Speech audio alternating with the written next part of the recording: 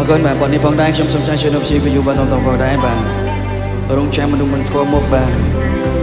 ឥឡូវស្គាល់បដាឥឡូវស្គាល់បដាទីទៀតស្គាល់កាន់តែច្បាស់បាទ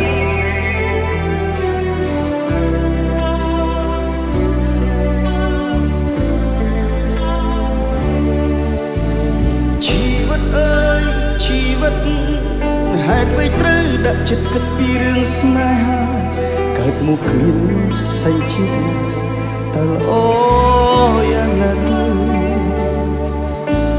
គ្រប់យ៉ាងនឹងមិនឈឺចាប់រឹតមិនអាចដាក់អារម្មណ៍ស្រឡាញ់ជ្រាលជ្រៅហើយក៏មិនចាំបាច់យល់ស្នេហាអតីតកាលអស់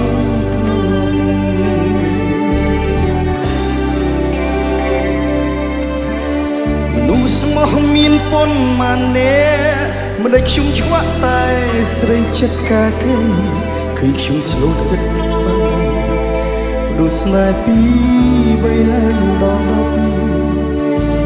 ស្រីស្មោះលើលោកនេះមានម្នាក់សម្រាប់ខ្ញុំឬអត់បើមានសូមស្គាល់មកផងតើបានទេខ្ញុំចង់ភ្ជាប់និស្ស័យ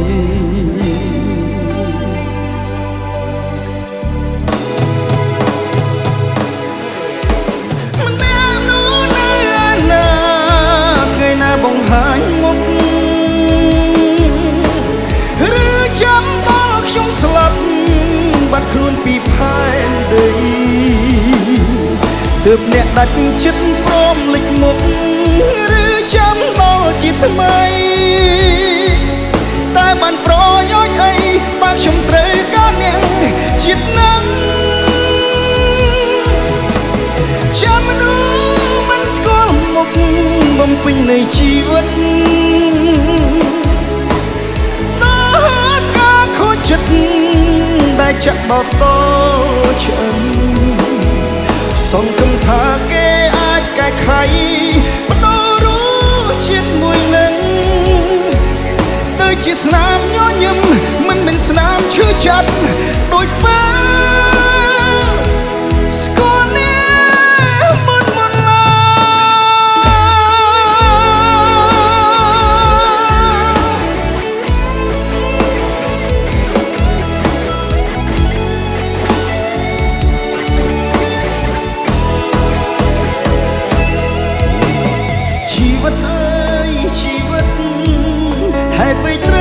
ចិត្តគិតពីរឿងស្នេហា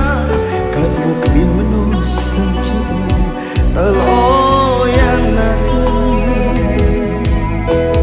គ្រប់យ៉ាងនឹងមិនឈឺចាប់រឹតមិនអាចដាក់អារម្មណ៍ស្រឡាញ់ជ្រាលជ្រៅ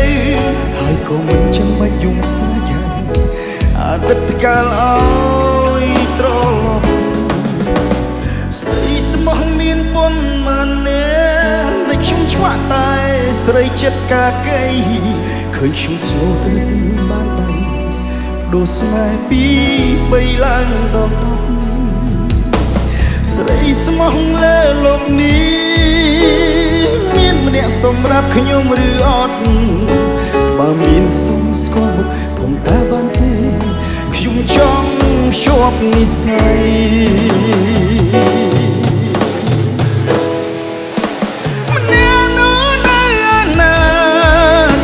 បង្ហាញមុខឬចាំដល់ខ្ញុំស្លាប់បាត់ខ្លួនពីផែនដីទើបអ្នកដាច់ចិត្តព្រមលេចមុខ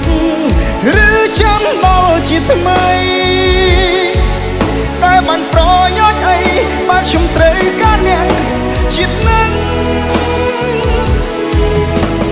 ចាំមនុស្សមិនស្គាល់មុខបំពេញនៃជីវិតដល់ការខូចចិត្តដែលចាក់ដល់ឆ្អឹងសង្ឃឹមថាគេអាចកែខៃបដូររសជាតិមួយនឹងទៅជាស្នាមញញឹមមិនមែនស្នាមឈឺចាប់នោះទេ អ